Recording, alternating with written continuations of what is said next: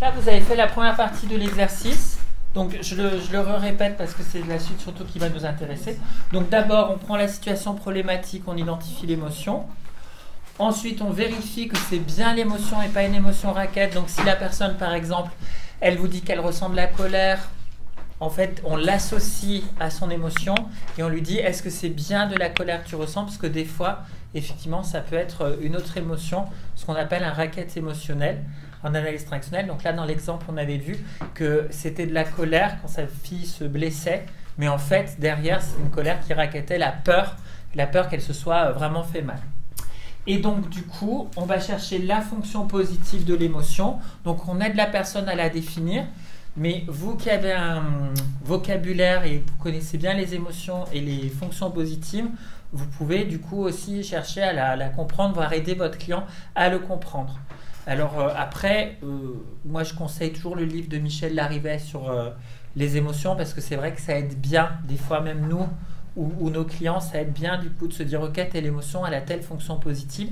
Mais des fois en posant la question et en réfléchissant, on cherche à trouver quelle est la fonction positive. Donc là, la fonction positive de la peur, je reprends l'exemple, la petite fille tombe, elle se fait mal, la maman, elle a peur.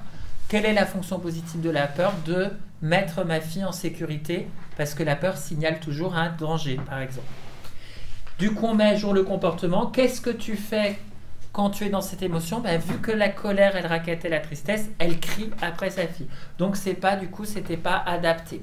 Donc là, on va ensuite passer sur l'autre partie du protocole qui va vraiment chercher à comprendre quelle est la structure de l'émotion.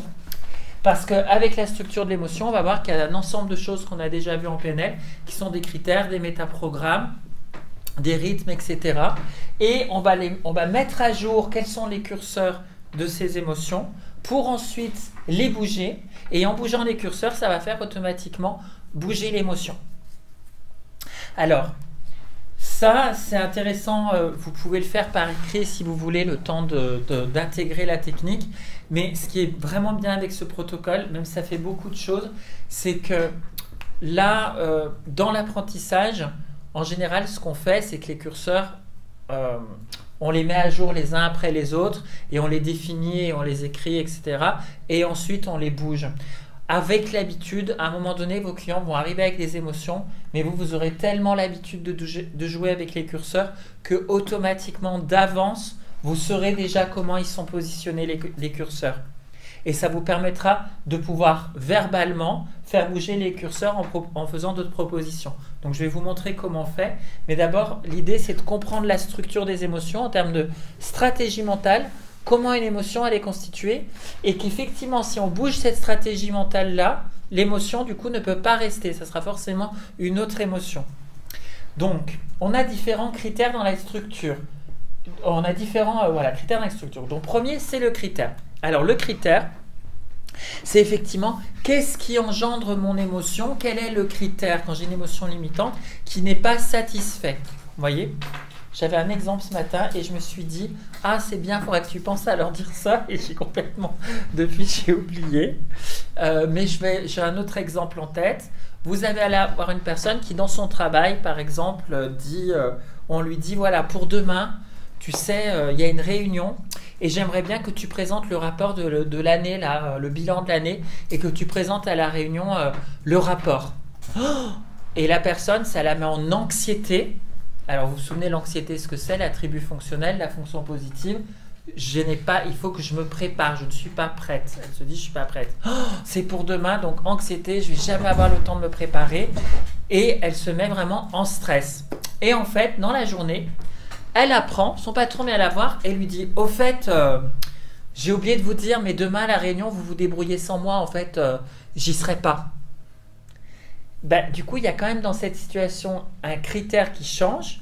Alors, elle apprend ça à la personne et automatiquement, son anxiété se transforme en soulagement. Et en fait, c'est quoi? C'est qu'en fait, le critère, il a changé parce que dans sa tête, elle se disait que comme il y avait son patron qui la regardait, du coup, il fallait vraiment qu'elle soit prête, plus. Alors que là, le fait de savoir qu'il ne sera pas là, il y a un critère qui change. C'est toujours la même situation. Il faut qu'elle présente son rapport. Mais il y a un critère qui change, il n'est pas là, donc elle se dit « Ok, c'est bon, je pourrais le présenter dans les grandes lignes. » Vous voyez ce que je veux dire? Donc effectivement, ce qui peut être intéressant, c'est de se dire, tiens, quand j'ai cette émotion, quel est le critère qui déclenche cette émotion? Quel est le critère qui fait que cette émotion, elle se manifeste chez moi? Ça va, vous me suivez là sur le critère? Ensuite, on a l'intensité. Donc l'intensité, ce matin, on a parlé, vous savez, sur les émotions, on a des chaînes émotionnelles qui sont vraiment avec des intensités variables. Par exemple, sur la colère, on peut avoir du mécontentement, puis ça commence à devenir de l'agacement. Par exemple, je peux être chez moi et puis je peux dire, je vais regarder la télé, mes voisins mettent de la musique forte et je peux dire, oh, c'est dommage, ils ont mis la musique forte, je vais devoir mettre plus fort ma télé pour entendre mon feuilleton ou ce que je veux regarder. C'est juste du mécontentement. Puis je me mets devant ma télé et je me rends compte que c'est vraiment fort. Donc du coup, ça m'agace. Je dis, c'est pénible, hein. Et en plus, je me rappelle que c'est pas la première fois. C'est récurrent. Donc là, je me sens pas agacée, là, je me sens irritée. Puis en fait, c'est 2h du matin, ils ont toujours pas fini. Donc là, je commence vraiment à me sentir en colère. Et c'est même tous les jours, je suis exaspérée, vous voyez. Donc ça, c'est l'intensité de l'émotion. Donc quand vous allez clarifier l'émotion que la personne vit, ou ce que vous vivez, vous allez définir le critère. Quel est le critère qui n'est pas satisfait ou que tu souhaiterais satisfaire qui déclenche l'émotion? Et l'intensité, est-ce qu'elle est forte, l'intensité? Donc par exemple, exaspération, on est très fort. Mécontentement, c'est plutôt une intensité faible, voyez. Mélancolie, c'est très fort. Regret, plutôt faible. Tristesse, ça sera plutôt moyen, voyez. Peur, c'est déjà moyen, fort, voyez. Appréhension, c'est plutôt faible. Panique, on est un curseur très très fort. Ça va, vous me suivez? Je suis curieux, curseur faible. Je suis déterminé, le curseur de la motivation, il est hyper fort, quoi. Vous voyez, donc vous regardez l'intensité, est-ce que c'est plutôt faible, moyen ou fort? Ça va, vous me suivez? Vous n'hésitez pas, hein, vous me posez des questions. Vous me suivez bien? Oui. Ensuite, qu'est-ce qu'on va regarder? On va regarder le tempo. Non, justement, moi Alors, vas-y. Je ne sais pas, mais... Vas-y. Donc, parce que tu disais qu'il y avait un échelonnage comme ça, Ouais. une possibilité d'échelonnage d'émotions, mais il peut y en avoir une seule aussi. Donc, soit il y a un échelonnage, soit il y en a une seule, mais c'est des intensités.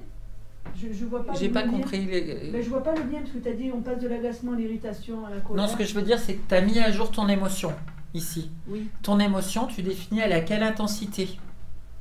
D'accord, donc plus ou moins forte en fait. C'est ça. Ah, parce, ok, parce que du coup, si la personne te parle d'exaspération, elle va pas te dire en intensité, non, bah c'est moyen. Dans ces cas-là, tu vas dire à la personne, bon, bah si c'est moyen, c'est que c'est pas de l'exaspération. Alors, tu vois, tu redéfinis. C'est-à-dire, donc du coup, si tu le ressens de manière moyenne, ça serait plus de la colère. Ouais, c'est pas si moyen que ça, c'est un peu. Bon, bah alors en fait, c'est plutôt que tu es agacé. Ouais, bon, en fait, du coup, t'es pas exaspéré, t'es juste agacé, tu vois. Tu redéfinis au niveau du vocabulaire, ça aide de vérifier qu'entre ce que te dit, en fait, ce qu'on fait, c'est de vérifier entre ce que nous dit notre client en termes d'émotion et concrètement ce qu'il vit au niveau physiologique. Est-ce que c'est raccord ou est-ce que ça fait pas sens, quoi, vous voyez? Il faut bien connaître la différence des niveaux d'intensité. C'est pour ça que je vous donnais beaucoup d'exemples. Parce qu'en même temps, tu vois, quand tu réfléchis à ces exemples-là, ça fait sens, tu vois. Que l'exaspération, c'est beaucoup plus fort que l'agacement ou que le mécontentement, tu vois. La panique, c'est beaucoup plus fort que juste peut-être de la prudence, tu vois. Donc, alors ensuite, toujours en rythme physiologique, on a le tempo.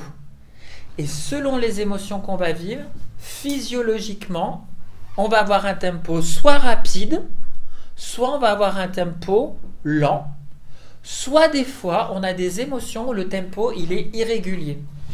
Alors je vous ai écrit des exemples. Ce sont des exemples, hein.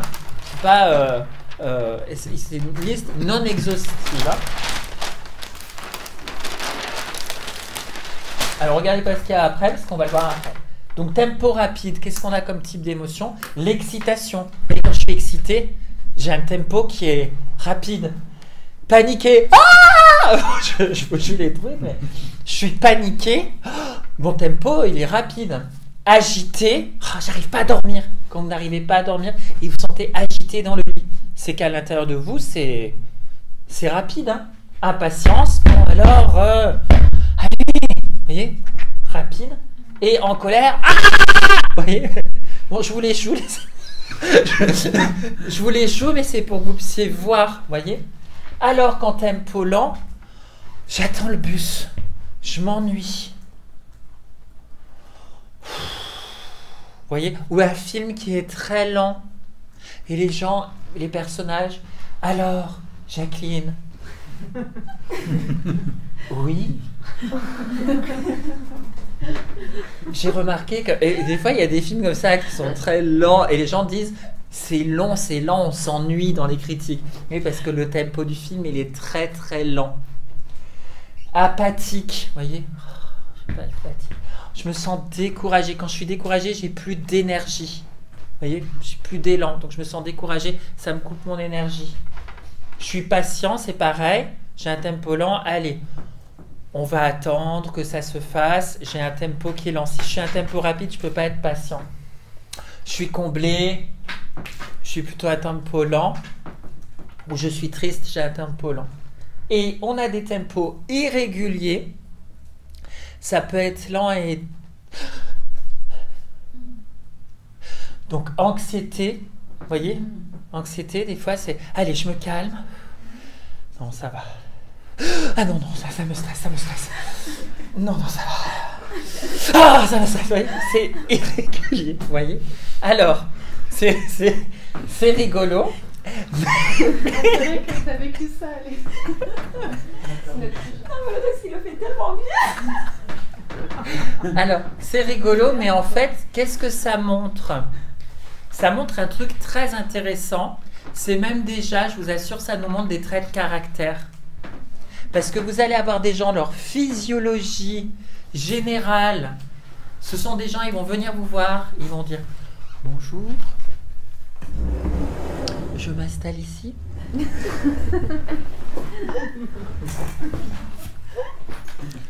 Je viens vous voir parce que j'ai beaucoup de colère dans ma vie. Non, ça n'a pas l'air d'être trop ça. Mais quelqu'un qui a un tempo lent, forcément, c'est quelqu'un qui, de par sa physiologie, aura tendance à être un peu plus triste, vous voyez, parce qu'il a déjà, ou se sentir vite découragé. Par contre, c'est quelqu'un, si vous lui faire accéder à une ressource de patience, ça devrait être en stock, parce que là, déjà, la personne le tempo. Maintenant, vous allez avoir quelqu'un qui va vous dire, alors moi j'ai de l'ambition, parce que voilà, mon projet, c'est de faire ça et tout. Et la personne, elle est hyper speed. Et c'est possible que la personne vous dise, alors comment ça se passe avec vos collaborateurs? J'ai du mal des fois à être patient avec les gens qui vont pas assez vite, ça va pas assez vite. Et oui, pourquoi la personne elle a du mal à connecter à cette ressource? Parce que son tempo naturel, physiologiquement, il est rapide. Donc vous voyez, c'est intéressant parce que selon nos profils un peu de personnalité et notre propre rythme physiologique un petit peu habituel, on peut se rendre compte qu'il y a des fois, il y a des ressources, on a du mal à aller les chercher. Ce qui veut dire que votre tempo pour changer l'émotion va être super important à bouger. Donc vous pouvez, on est toujours là dans l'idée d'aller chercher les curseurs. Vous pouvez identifier ton émotion, quel est le curseur. Et quand on fera changer tout à l'heure, je vous montrerai, il est possible qu'on demande à la personne qui, si on veut bouger le curseur parce qu'elle a un tempo trop rapide, on va lui proposer de faire des respirations, on va ralentir son curseur, ou au contraire, quelqu'un qui est apathique, on peut lui dire, allez, viens, je te mets de la musique, ou viens, on fait des mouvements, on se dynamise, ou lui proposer d'aller faire du sport, voyez. D'ailleurs, quelqu'un qui est en colère, ça sert à rien d'aller lui dire, va défouler ta colère en allant taper sur des... punching ball, etc., ça ne va faire que nourrir encore sa colère, voyez. Il vaudrait mieux qu'il se pose et qu'il fasse de la méditation. Quelqu'un qui est triste, il a un tempo lent, si vous lui faites faire de la méditation en plus, ça ne va pas le sortir de sa tristesse. On va aller lui demander d'aller courir, d'aller faire du sport, voyez. Et l'irrégulier? Comment? Et l'irrégulier? Et l'irrégulier, du coup, c'est de trouver une régularité. Donc, tu peux lui faire des exercices de respiration qui sont très réguliers. Tu vois, et c'est pour ça que du coup, en psychotraumato, ou quand on voit sur les dissociations simples, ou même tout ce que je vous disais sur la régularité de la respiration, c'est pour sortir justement de l'anxiété, de l'angoisse. On retrouve un rythme régulier qui n'est pas forcément très lent ni trop rapide, mais qui a une juste mesure pour la personne. Ça lui réapporte du calme, quoi, par rapport à quelqu'un qui est dans l'anxiété. Donc, vous voyez, c'est intéressant parce que des fois, juste en bougeant les tempos, ça permet aussi de changer l'émotion. Donc, on a le tempo. Ensuite, on va avoir la comparaison. Donc, dans la comparaison, vous allez avoir les métaprogrammes match et mismatch. Donc, dans ces métaprogrammes-là, pour rappel, donc le match, c'est je vois dans ma stratégie mentale ce qui peut satisfaire mon critère, puisque rappelez-vous, c'est toujours en lien en numéro 1 avec mon critère. Qu'est-ce qui peut satisfaire mon critère ou pas? Voyez. Donc, en match, je vois ce qui peut satisfaire mon critère. Donc, par exemple, j'ai peur pour ma fille qui s'est blessée. Certainement, j'ai un critère de sécurité. Et donc, du coup, mon filtre, à votre avis, va être plutôt match ou mismatch? Mismatch, parce que du coup, je vais voir ce qui manque pour que ma fille soit en sécurité. Donc, quand j'ai un filtre mismatch, j'ai des émotions qui sont plutôt désagréables, donc qui peuvent être de la frustration, de la déception. Vous voyez, c'est plutôt désagréable. Et quand j'ai un filtre match, c'est-à-dire de voir ce qui peut satisfaire mon critère, je vais plutôt me sentir motivé ou dans le désir ou contenté. Être amoureux, c'est aussi avoir dans un filtre match. Quand on est amoureux, on voit tout ce que la personne pourrait répondre à nos besoins et à nos critères. Ça va pour ça? Donc, juste, ça c'est un petit exemple parce que c'est intéressant quand ça se conjugue. Mismatch sur soi plus match sur l'autre. Moi, je vois tout ce qui ne va pas chez moi pour satisfaire mes critères, mais je vois que l'autre, lui, tout ce qui peut bien satisfaire les critères. Ça amène un sentiment d'inadaptation dans la relation. Je suis mismatch sur moi, mais waouh, je suis match sur l'autre. Mais moi, je me sens tout petit, et l'autre, je le vois grand. Et je me sens inadapté dans cette relation. Et l'inverse, match sur moi, je me vois grand, et mismatch sur l'autre, mais l'autre, il lui manque plein de choses. Ça amène un sentiment de prétention. Je suis au-dessus de l'autre. Vous voyez? Ça va, ça vous parle? Le premier, c'est le complexe d'infériorité. Oui, c'est ça. Et match sur les deux, ça... c'est bien, match sur les deux. Un mismatch sur soi et sur l'autre, c'est pas terrible non plus.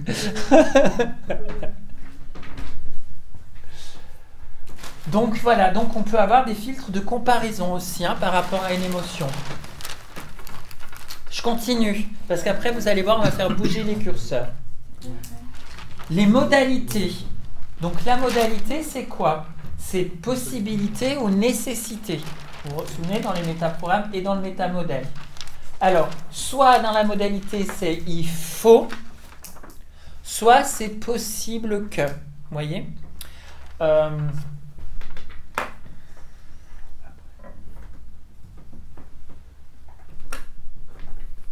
Il n'y a pas la volonté, alors du coup, aussi. y avait la volonté aussi, oui, et le désir. Alors, ce qui est intéressant, c'est que quand une chose est nécessaire, les personnes ne cherchent pas à savoir si elles peuvent le faire ou pas, elles cherchent à comment faire. Vous voyez? Quand c'est nécessaire, je cherche à savoir comment. Par exemple, voilà, ma fille vient de se faire mal, c'est sûr, elle s'est fait mal. Comment on fait pour réagir ou comment on fait pour intervenir? Parce que c'est pas potentiellement elle s'est fait mal. C'est elle s'est fait mal, je le sais. Donc, comment on fait? Vous voyez ce que je veux dire? Je vais passer un examen, je ne vais pas réfléchir, tiens, est-ce que je serai capable ou pas? Non, que je sois capable ou pas, de toute façon, je vais le passer. Donc, je fais comment pour réviser? Vous voyez? Donc, la nécessité engendre une orientation à réfléchir à des orientations solutions. Alors que si je me demande si c'est possible ou pas, Si je sais que c'est possible, ça va amener de la confiance en moi. C'est nécessaire et c'est possible. Donc, je vais pouvoir le faire. Si je sais que c'est possible, j'ai de la confiance en moi. Donc, la possibilité amène de la confiance en soi.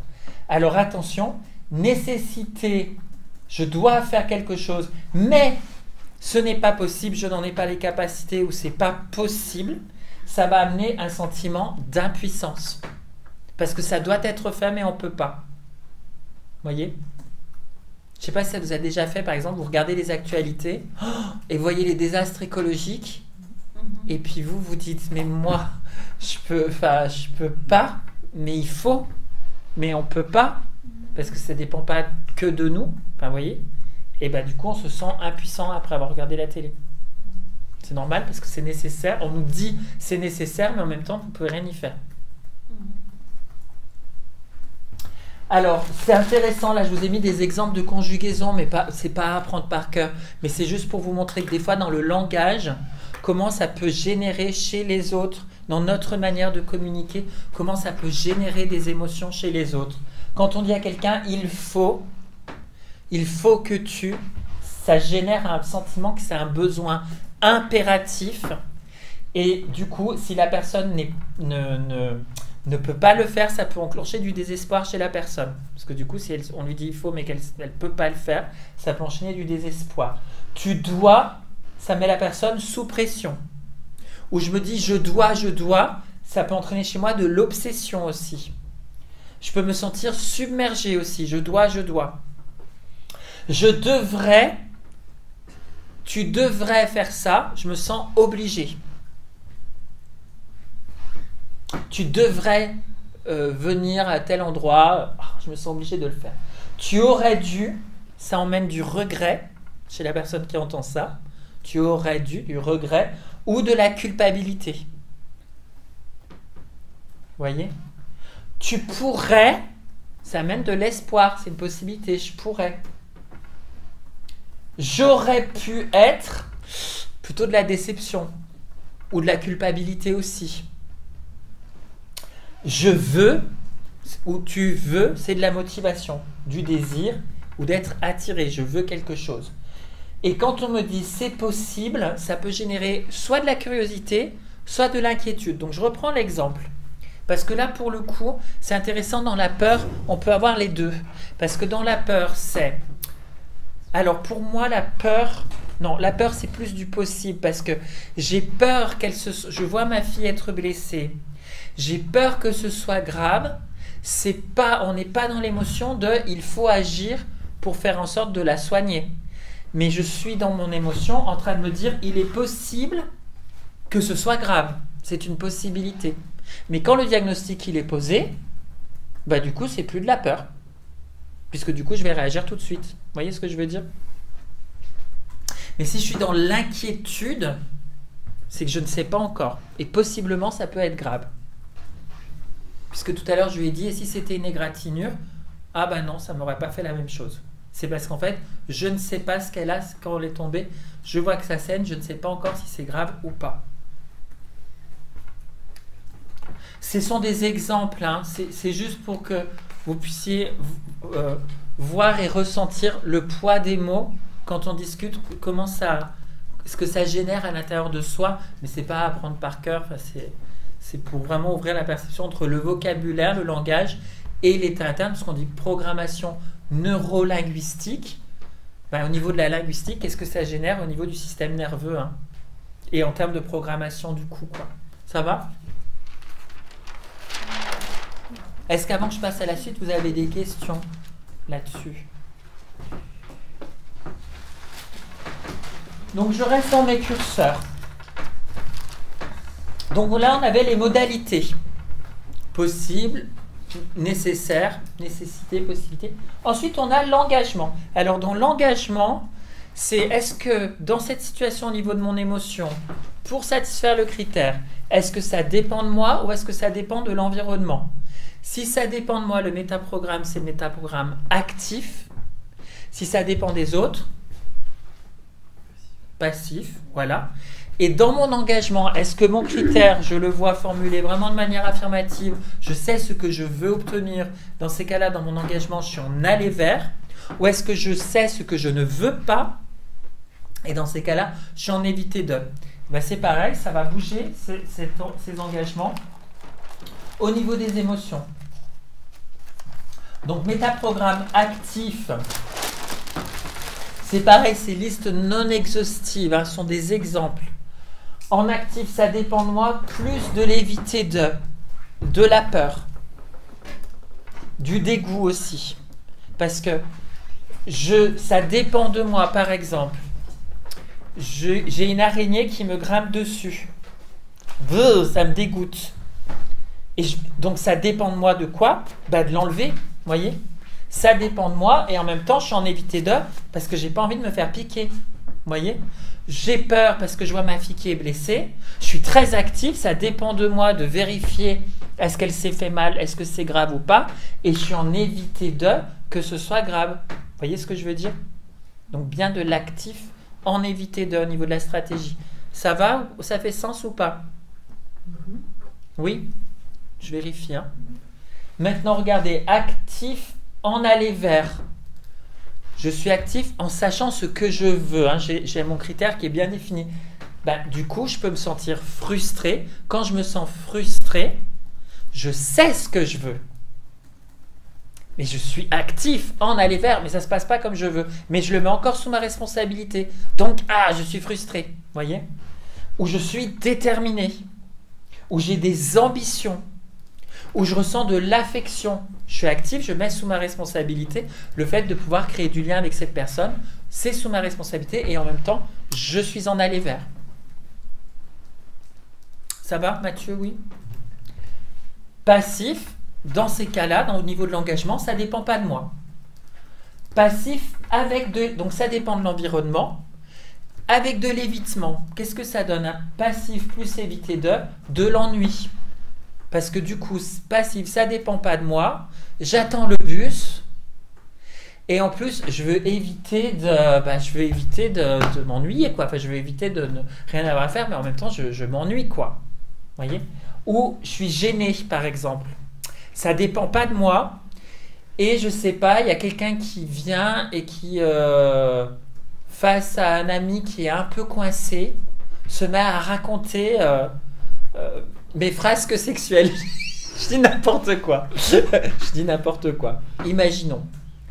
Et je me sens gênée. Je fais oh mon Dieu, mais pourquoi elle lui raconte ça?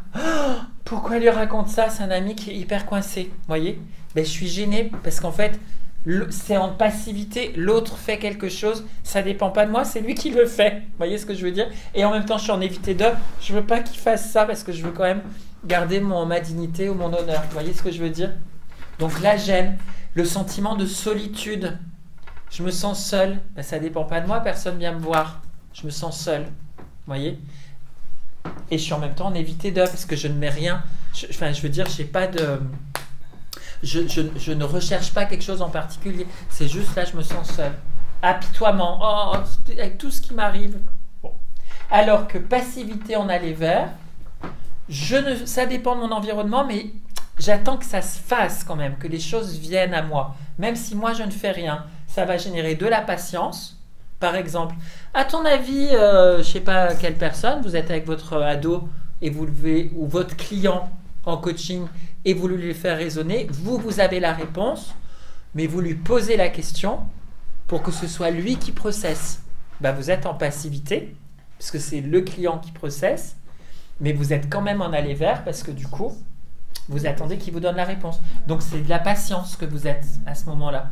Et puis, s'il ne trouve pas la réponse tout de suite, vous allez dire « Bon, réfléchis d'ici la prochaine séance, je t'invite à réfléchir là-dessus. » Vous le laissez sous sa responsabilité. Mais vous êtes dans la patience. Ou l'espoir. J'ai planté des tomates. Il fait beau. J'espère qu'il y aura de la pluie. Bon, je vais arroser quand même. Je peux être actif quand même. Mais est-ce qu'elles vont pousser ou pas? Ça ne va pas dépendre tout de moi. Donc j'espère que ça donnera des bonnes tomates. Vous voyez? Je suis quand même en aller vers. Vous voyez ce que je veux dire? Donc voyez au niveau de l'engagement, entre actif, passif, aller vers, éviter de, on peut vraiment jouer avec ces curseurs-là, ça change complètement l'émotion. Hein. Ça va?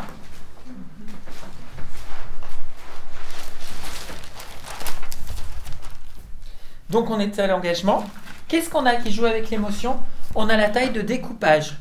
Donc soit les choses, je les vois en global, soit je les vois en détail.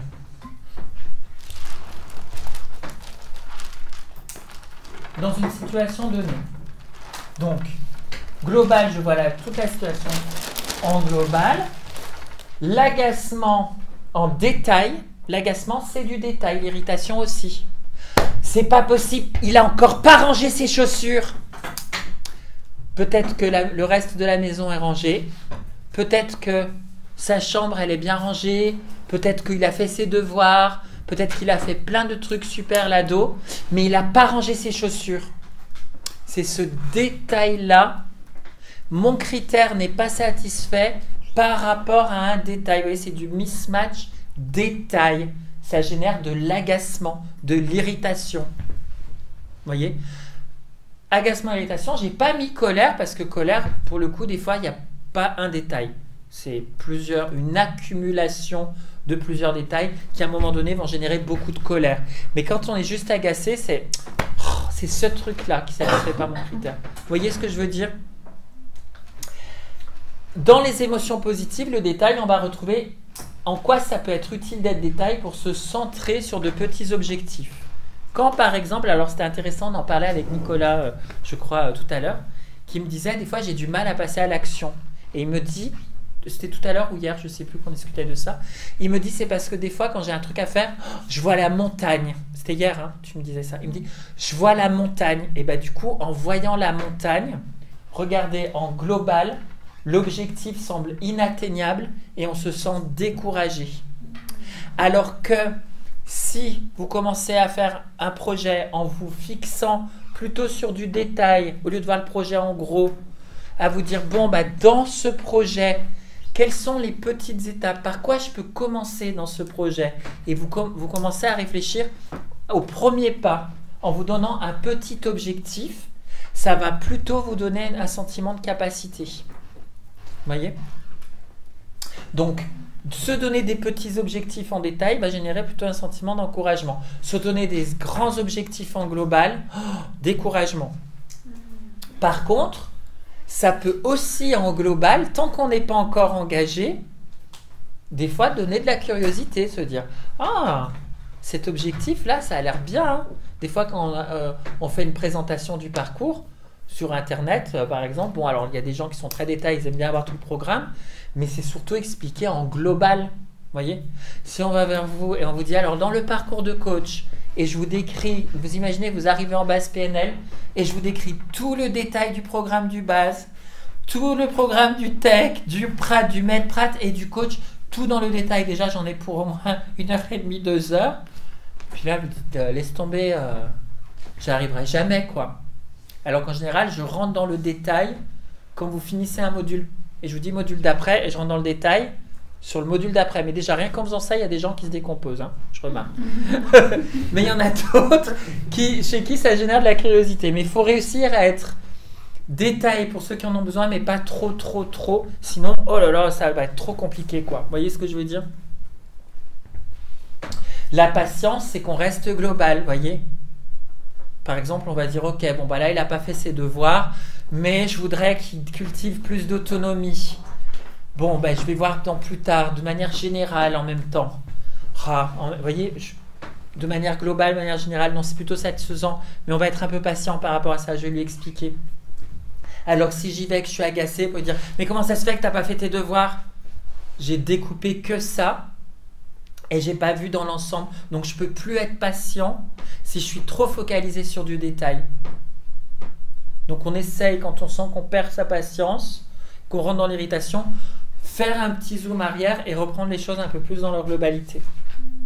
Ça vous parle? Tout ça c'est intéressant, pourquoi? Parce que quand on va bouger les curseurs, c'est ça qu'on va proposer à nos clients. Vous voyez? Parce qu'on va entendre par exemple de l'agacement.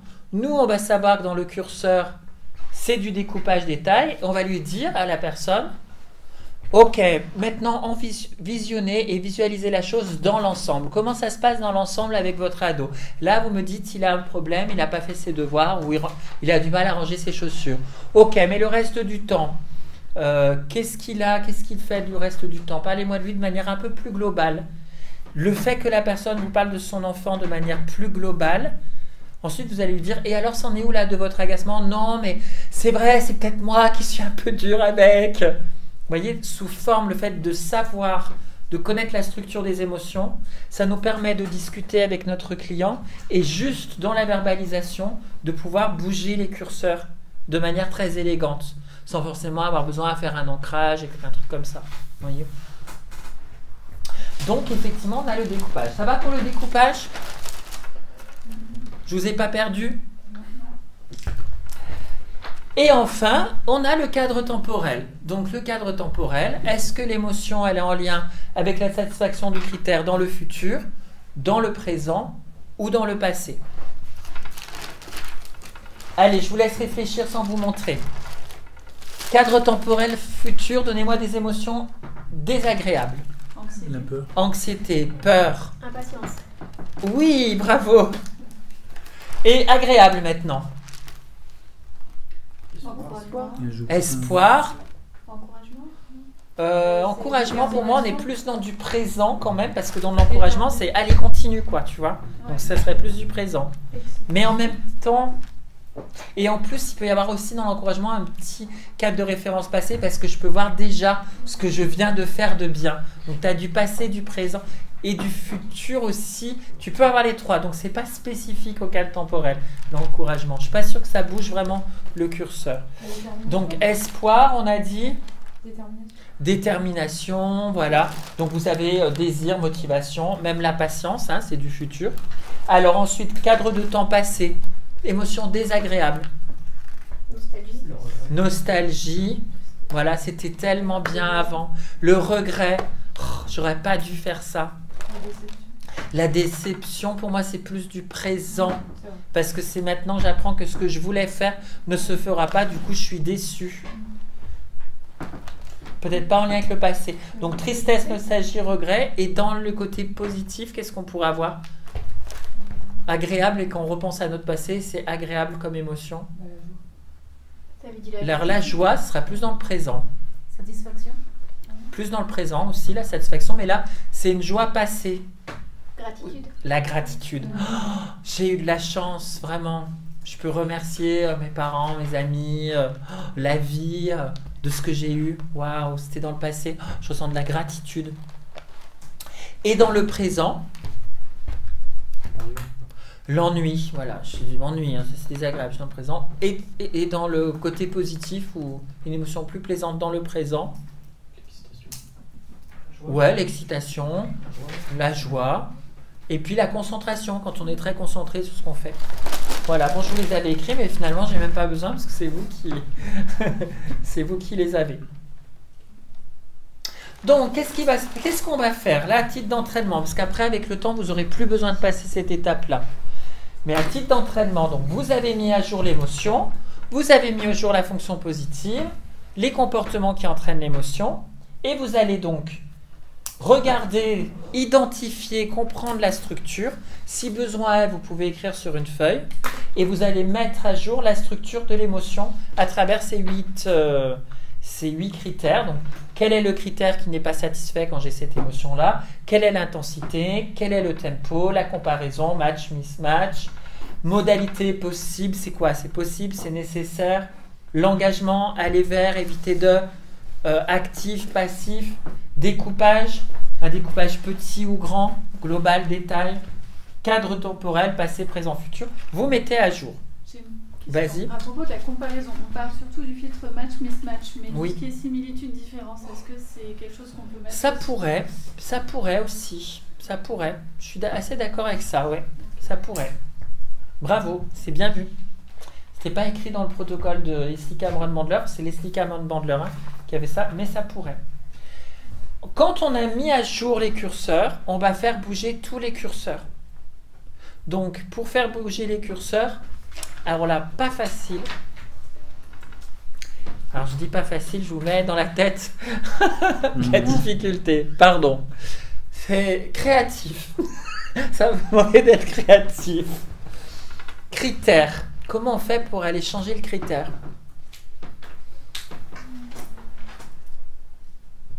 Quelles sont les possibilités qu'on peut avoir pour, face à une émotion, proposer à la personne, réussir à lui faire changer son critère?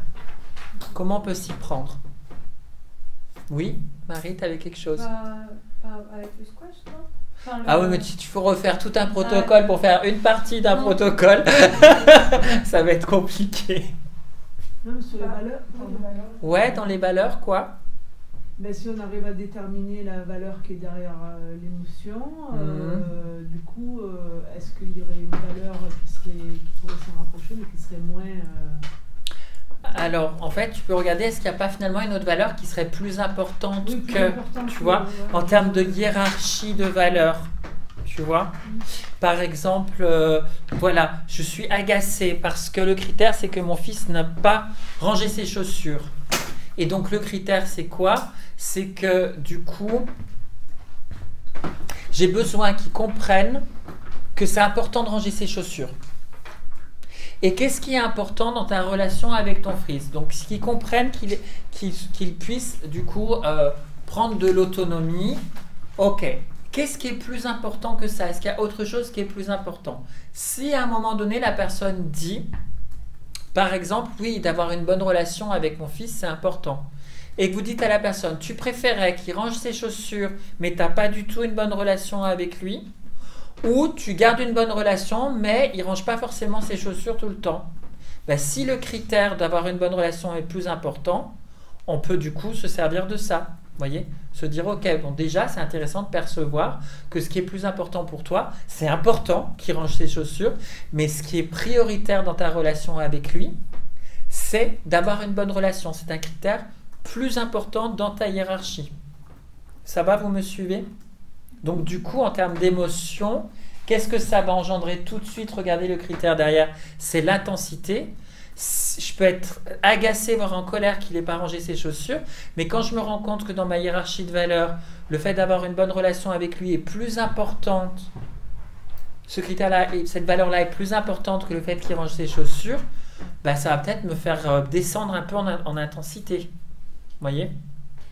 Est-ce que c'est un recadrage de contexte, du coup, ça me fait penser à... Alors là, c'est juste une hiérarchie, du coup, de critères. Tu re-hiérarchises les critères. Donc, oui, c'est une des possibilités, mais ce n'est pas la seule. Et effectivement, bien vu, Charlotte, tu peux faire, et c'est ça qui va vous demander d'être créatif, un recadrage de contexte ou un recadrage de sens. D'accord. Vous voyez? Et donc, recadrage de sens, qu'est-ce que ça veut dire pour toi qu'il ne range pas ses chaussures? Ça veut dire qu'il ne me respecte pas. Et qu'est-ce que ça pourrait vouloir dire d'autre? Ben, ça pourrait vouloir dire qu'il est très détendu dans la maison. Ou ça prouve qu'il est feignant. Qu'est-ce que ça pourrait prouver d'autre qu'il est feignant? Ben, que du coup, il est plutôt souple et il n'est pas à cheval sur les règles. Et en quoi ça pourrait être un avantage pour lui dans sa vie de pouvoir être détendu et être souple sur les règles? Vous voyez? Ou en quoi est-ce que ça pourrait être un problème d'être toujours à cheval? Vous voyez? Donc vous faites un recadrage, soit de sens, qu'est-ce que ça pourrait vouloir dire d'autre que ce que tu te dis qui n'est pas satisfait en termes de critères? Ou en quoi ça pourrait être intéressant dans un autre contexte, voyez?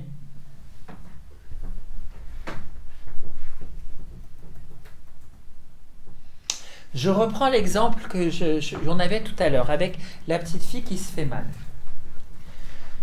J'ai pas complètement, j'y réfléchissais après, il y avait de la peur. Donc j'entends parce qu'il y avait un mélange d'émotions. La peur, est-ce qu'elle s'est vraiment fait mal, etc. Mais quand même, ce qui est manifesté, c'était de la colère. Peut-être que c'était bien de la colère et que le critère non satisfait, c'est elle devrait quand même faire attention à elle. Encore une fois, elle n'a pas fait attention à elle. Voyez? Donc, le fait qu'elle se fasse mal signifie que ma fille n'est pas prudente et qu'elle se met en danger. Encore une fois. Et donc, du coup, ça me met en colère et je lui crie après. Vous voyez? Parce que je veux qu'elle arrête d'être imprudente. Mais donc, du coup, si c'est de la colère, donc je ne sais pas si c'était de la colère ou de la peur, mais imaginons que ce serait de la colère pour de vrai, ça voudrait dire que c'est ça le critère. Je veux que ma fille, ça prouve qu'elle n'est pas prudente. Donc, du coup, si on veut recadrer le critère, qu'est-ce qu'on va dire? Qu'est-ce que ça pourrait prouver d'autre que ta fille, elle se fasse mal? Autre qu'elle n'est pas prudente. Elle est intrépide. Elle est intrépide, elle est spontanée, elle mord la vie à pleines dents, elle fait ses expériences. Et si moi, du coup, je me mets à lui crier dessus, je vais lui empêcher sa spontanéité, je vais lui empêcher de vivre ses expériences. Et du coup, qu'est-ce qui est plus important pour moi en termes de hiérarchie, de critères et de valeurs? Que ma fille fasse ses expériences au risque de se faire quelques bobos et de se faire mal de temps en temps, de se prendre des murs avec des pansements et voilà, des peurs qu'elle nous fasse. Mais elle vit ses expériences et elle gardera toujours sa spontanéité. Ou est-ce que dans mes critères, ce qui est important, c'est être sûr qu'elle se fasse jamais mal, quitte à lui faire perdre sa spontanéité. Et je vous assure, vous recadrez le truc comme ça avec la cliente, ça lui change son émotion, hein. Parce qu'on a donné une perspective différente. Ça marche ou pas? Oui, je confirme. Oui. Tu confirmes, ta colère, elle disparaît. Oui. Parce que tu vois plus les choses de la même manière. C'est ça qui est génial avec nos émotions. C'est complètement tenu par notre manière de voir les choses, par la manière dont on interprète la situation, on interprète la réalité. Donc là, ce que je viens de faire avec cet exemple, vous voyez, ça demande un petit peu se casser la tête en termes de créativité, mais ça veut dire que justement dans vos acquis en termes de métamodèle, vous savez que derrière un critère, la personne fait des équivalences. Et vous vous dites, il va falloir que cette équivalence-là, on la remplace par une autre équivalence. Et si le client réussit à la remplacer par une autre équivalence qui marche très bien dans son modèle du monde, parce que si ça ne marche pas, vous n'y arriverez pas, hein. Vous ferez passer votre truc, la personne va vous dire « Ouais, mais je m'en fous en fait, parce que je veux pas qu'elle se fasse mal. » Ok, donc ça marche pas. Je m'en fous, elle passe sa spontanéité, mais au moins elle sera en sécurité, je m'en fous. Ok, bon point, ça n'a pas marché, quoi. Et des fois, ça arrive, ça fait chou blanc, hein, quand on essaye des trucs, ça marche pas. Mais vous essayez de voir, alors c'est aussi en connaissant les personnes, d'arriver à voir dans leur modèle du monde comment on peut faire des propositions qui peuvent vraiment leur permettre de bouger le critère. Ça, c'est la partie de l'exercice la plus challengeante, parce qu'après, les autres trucs, c'est facile, il y a juste à suivre un petit peu la logique des curseurs. Mais le critère, je trouve que c'est assez challengeant, parce que ça demande de la créativité, ça demande une forme d'intelligence, d'adaptabilité aussi. Et en même temps, c'est un des points les plus importants, parce que des fois, juste en bougeant ça, ça fait bouger tout le reste automatiquement. Que si on ne bouge pas le critère et qu'on bouge les autres curseurs, ça va un petit peu coincer quand même. Ok, donc du coup, regardez. Alors c'est intéressant, je le fais en direct, regardez. Donc là, on change le critère. Donc, je reviens sur la colère parce qu'il me semble qu'il y avait de la colère, mais tout à l'heure, quand tu feras l'exercice, tu feras sur la partie peur. Comme ça, c'est bien, on le fait en 2 fois. Donc là, il y a de la colère. Donc, je ne sais pas qu'est-ce que tu te disais, voilà. C'était ça, tu disais qu'elle n'était pas prudente, qu'elle se faisait encore mal. C'était quoi ton critère? Elle ne fait pas attention, elle n'est pas prudente. Elle n'est pas prudente, tu vois, voilà. Donc, du coup, finalement, qu'est-ce qui est plus important? Qu'elle fasse ses expériences, mais qu'elle garde dans sa vie sa spontanéité, ou qu'elle soit prudente, qu'elle ne se fasse jamais mal. Mais option 1, option 1. Elle fait sa vie, voilà. Donc, du coup, maintenant, tu vois, tu étais en colère parce qu'elle vient de se faire mal, tu es en colère. Comment tu pourrais faire pour... Donc, l'intensité, tu l'aurais mise à quel niveau? Donc, on imagine, on aurait déjà fait... Alors là, excusez-moi. Normalement, on fait d'abord la mise au point. Donc, colère, c'est quand même moyen. Hein, c'est moyen fort. Donc, comment tu pourrais faire pour descendre de la colère? Est-ce que tu penses que c'est réalisable en changeant le critère, de passer, par exemple, de la colère à simplement, par exemple, l'agacement, te dire oh, « C'est pas possible, elle s'est encore fait mal. » Oui, je pense que c'est possible. Voilà, c'est réalisable. Vous ne pouvez pas dire à la personne, est-ce que c'est possible que tu passes de la colère à l'acceptation et à la sérénité? Non, la personne, elle ne pourra pas passer en sérénité si sa fille elle vient de se faire mal. Par contre, elle peut dire, c'est important quand même qu'elle fasse attention, mais Bon, peut-être pas de là être en colère, mais je peux être simplement agacé. Ok, donc vous voyez, on a fait descendre, on a bougé le curseur, on a fait descendre en intensité. La colère, le tempo, certainement, alors on l'a pas fait avant, mais on imagine on l'aurait fait, mais bon, pour connaître les émotions, si je lui avais demandé, le tempo, à votre avis, il aurait été quoi? Lent, moyen, rapide? Rapide. Donc, ce que je peux faire, c'est prendre un temps avec ma cliente et la remettre en situation où sa fille se fait mal et lui demander de prendre un temps pour respirer. Et on va lui demander de faire quelques respirations lentes pour essayer de calmer le tempo. Donc vas-y, fais-le en même temps. Je te le fais en même temps. Hein. Voilà, calme le tempo, respire tranquillement.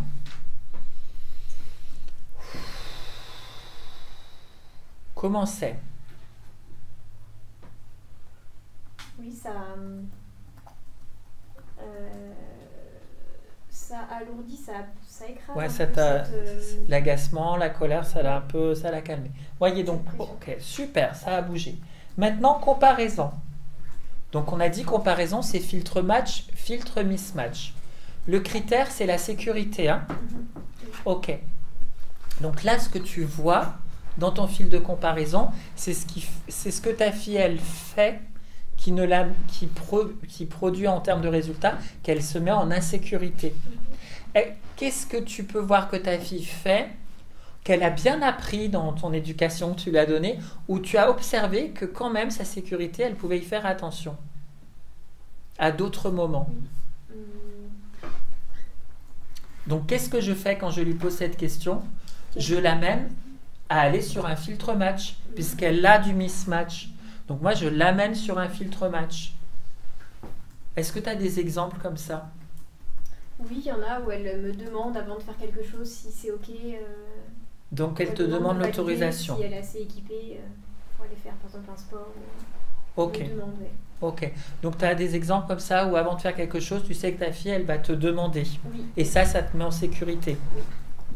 Est-ce qu'il y a des choses qui, quand elle vient de se faire mal, toi, tu sais que tu vas pouvoir la mettre en sécurité? Quand elle vient de se faire mal devant toi, que par rapport à ce critère de sécurité qui est important pour toi, que tu vas pouvoir mettre des choses en place pour la mettre en sécurité. C'est vrai que c'est un peu plus compliqué.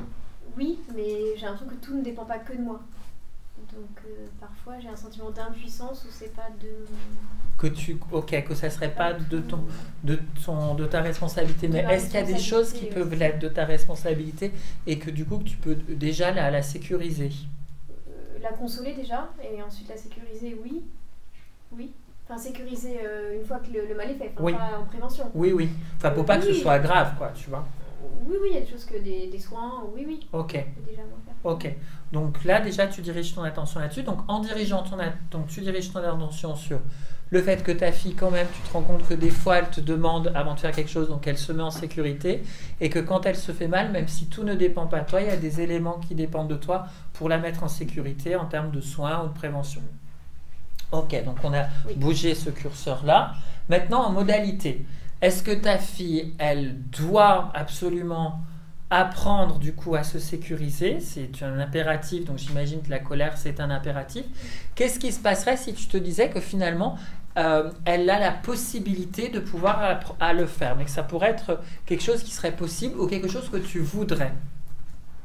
Est-ce que tu pourrais changer ton curseur? Elle doit, c'est ça? Au lieu de te dire elle doit, tu pourrais te dire soit elle peut, intérieurement tu dis elle peut apprendre à se mettre en sécurité, ou j'aimerais, ou je veux, vous voyez, je change la modalité, je veux qu'elle apprenne, ou j'aimerais qu'elle apprenne, je désire qu'elle apprenne, ou elle peut apprendre plutôt qu'elle doit apprendre. Oui, je désire. Je désire, c'est confortable, c'est plus confortable pour toi. Donc, je désire que ma fille apprenne à se mettre en sécurité. Ok, donc là, on a bougé aussi ce curseur-là. L'engagement.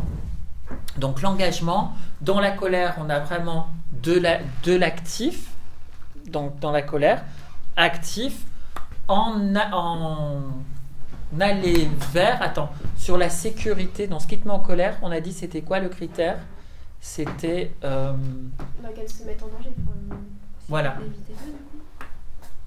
Éviter de qu'elle se fasse Voilà, mal. tu veux éviter qu'elle se mette en danger, mais que ça dépend de toi dans ton action quand tu vas l'engueuler, qu'elle se mette plus en danger, hein, c'est ça, avec de l'éviter de. Ok, donc c'est bien actif en éviter de. Donc si tu changes le curseur, on va le mettre plutôt passif en aller vers, qu'est-ce qui pourrait faire en sorte que ça ne dépende pas de toi, si tu pouvais voir les choses par rapport à cette notion de sécurité, que dans la vie de ta fille, est-ce que tu peux entrevoir le fait que pour qu'elle fasse cet apprentissage, il y a aussi ce qui va dépendre vraiment d'elle et que tu vas la voir évoluer, donc avec de la passivité, mais du coup en aller vers, que tu vas la voir évoluer dans sa vie à son rythme et avec ses propres expériences. Est-ce que c'est OK pour toi d'envisager Oui, les c'est choses ok. Ouais, je peux de envisager. cette manière? OK, très bien. Donc on a bougé l'engagement. Et j'aimerais en plus, donc oui. Et t'aimerais en plus, super. Maintenant, regarde, là on a un découpage petit, elle vient de se faire mal. Quand tu regardes ta fille au niveau de l'ensemble de l'histoire de sa vie, est-ce qu'elle s'est vraiment mise en... C'est vraiment, tu pourrais conseiller que ta fille, c'est vraiment quelqu'un qui s'est vraiment mis en danger tout au long de sa vie, ou c'était sur ce moment-là ou ces moments-là? Comment tu vois les choses quand tu vois les choses dans l'histoire de la vie de ta fille? C'était ce moment-là. Non, sinon elle est même plutôt prudente. Elle est plutôt prudente, donc on ne peut pas dire qu'elle est complètement dans l'histoire de sa vie imprudente, hein. Donc vous voyez, j'en ai apporté un découpage plus large. Et enfin, là, donc, si tu es en colère, j'imagine c'est sur le présent, elle vient de se faire mal de ne pas respecter ça. Alors on peut faire soit un découpage passé, soit futur, on peut faire les deux. Comment elle a été dans son passé déjà quand elle s'est fait mal? Comment ça s'est passé? Est-ce que tu as des exemples? Tu as Oui, vécu une des fois où elle est exemples? tombée en vélo. Ok. Où Voilà. elle s'était fait mal et où c'était Elle pas s'est si fait mal, grave. Mais c'était pas si grave. Voilà. En tout cas, elle a été courageuse, elle l'a géré aussi. Donc, Ok. Donc tu peux repenser à ça, que c'est déjà arrivé elle a su le. et qu'au niveau de ton critère de la sécurité, finalement, ça n'a pas trop gêné ce critère-là, même si ça s'est déjà passé dans le passé, il n'y en a pas eu des conséquences très négatives aujourd'hui. Et pourtant, c'était déjà arrivé qu'elle se fasse mal en vélo. Ouais, c'est OK pour toi d'envisager les choses Oui, c'est comme ok. ça. Et est-ce que tu peux envisager dans le futur, quand elle aura 20 ans, 30 ans, que certainement elle se sera fait mal encore plein de fois, mais que c'est pas pour autant qu'elle sera en insécurité dans sa vie?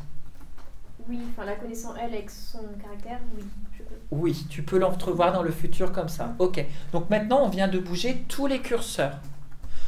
Par rapport à tout à l'heure, quand tu repenses à ta fille qui tombe, où elle en est ta colère, quelle est la nouvelle émotion? Il y a une prise de recul sur enfin, l'émotion, elle est plus distante. Et Enfin, quelle est l'émotion alors qui est là? Alors l'émotion, Puisque l'objectif, c'est de passer d'une émotion à une autre. Donc c'est une nouvelle la colère. émotion. Ça serait quoi l'émotion? Donc je te refais le truc. Je te les reverbalise, hein, les changements. Donc tu vois que finalement, ce qui est important, c'est que ta fille, elle puisse rester dans sa vie spontanée, faire ses propres expériences aussi, plutôt que d'être toujours dans une extrême prudence, etc. Que finalement, l'intensité, elle peut être plus basse. Quand elle se fait mal, ça peut être de l'irritation et pas forcément une grande colère ou de l'agacement. Que tu peux garder un tempo lent, tu vois, quand tu es dans ce genre de situation.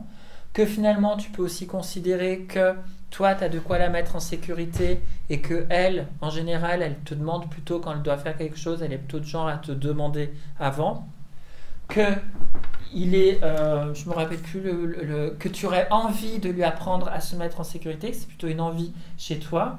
Que tu sais qu'il y a des choses qui vont complètement dépendre d'elle et que tu vas la voir grandir et évoluer dans ce qui est sous sa responsabilité et ce qui ne dépend pas de toi. Et que dans l'ensemble, quand tu regardes ta fille, tu vois que c'est plutôt quelqu'un qui est prudent dans son ensemble et que dans son passé, elle s'était déjà fait mal et c'était pas si grave que ça. Et que quand tu verras toute l'histoire de sa vie, quand elle sera plus âgée, qu'elle se sera certainement pris des gamelles et tant mieux, enfin, ce sera des expériences de la vie, mais ce ne sera pas pour autant qu'elle soit dans l'insécurité. Donc en bougeant tous ces curseurs-là, quelle est l'émotion maintenant? Je dirais de la compassion. De la compassion, ok. Donc la compassion, c'est tu viens de faire mal et je souffre avec toi, quoi, en fait. Je suis en train de... C'est ça la compassion. Il y a entre empathie peut-être et compassion. Enfin, Ok, entre l'empathie et la compassion. Et du coup, qu'est-ce que ça change au niveau des comportements? Plutôt que de lui crier après, si tu es dans la compassion et l'empathie, elle vient de se faire mal, qu'est-ce que ça va changer? Bah là, je vais être hyperactive, je vais aller vers elle et je vais être capable de la consoler. Ok, tu vas aller vers elle, capable de la consoler. Et est-ce que ton critère qui était qu'elle puisse apprendre à devenir plus prudente, est-ce qu'en allant vers elle et en la consolant, est-ce que ça remplit aussi ce critère-là et cet objectif que tu avais au départ? Ça le remplit tout autant, seulement c'est un comportement qui du coup va être plus adapté selon la nouvelle émotion. Ok, et ben voilà, on a fini. Voyez? Et on n'a pas eu besoin de faire un ancrage, on l'a fait que au niveau conversationnel. Alors là, j'ai utilisé des mots techniques parce qu'on est entre nous, match, mismatch, machin et tout. Mais ça, quand vous êtes en entretien avec quelqu'un, vous l'avez dans la tête et vous pouvez amener sous forme conversationnelle à pouvoir faire des recadrages de cette manière. Et ça marche super bien. Alors le top, c'est quand on arrive à se le faire à soi-même. Mais on peut vraiment l'arriver à le faire, que ce soit dans le management, et pas forcément avec un client, hein, avec vos enfants, dans n'importe quelle situation. Et en tout cas en coaching. Alors d'abord, on est bien dans une phase d'état présent, mais on peut amener une personne à changer son émotion complètement sous forme conversationnelle de cette manière. C'est intéressant, hein? C'est puissant. C'est puissant, parce que c'est vraiment la manière dont c'est structuré. Rappelez-vous, comme on a vu au niveau des émotions, on a les faits, la perception des faits qui donne une interprétation et qui donne ensuite une émotion. On vient d'agir sur quoi? Sur la perception des faits. Parce que dans la perception, vous avez tous les filtres cognitifs avec les métaprogrammes. Donc on vient de bouger tous les filtres ici perceptuels qui engendrent une nouvelle interprétation de la réalité subjective et donc une nouvelle émotion derrière. J'ai l'impression que la PNL est beaucoup axée là-dessus. En fait. Mais Même c'est dans la complètement... stratégie, C'est ça. En fait, on est dans la PNL des perceptions, on modifie Complètement. les perceptions. La PNL, oui. Ouais, voilà. On est hyper axé sur la PNL et l'étude de la réalité subjective et comment à partir des filtres perceptuels on peut réussir à pouvoir modifier l'interprétation qu'on donne aux réalités et donc du coup vivre de nouvelles émotions qui sont des émotions plus ressources et avoir des stratégies, des comportements différents tout en étant dans le respect de l'écologie, de bien répondre à la fonction positive quand même de départ. Voilà, donc vous allez vous entraîner à faire ça et puis là je vais tourner puis je vais vous regarder aussi.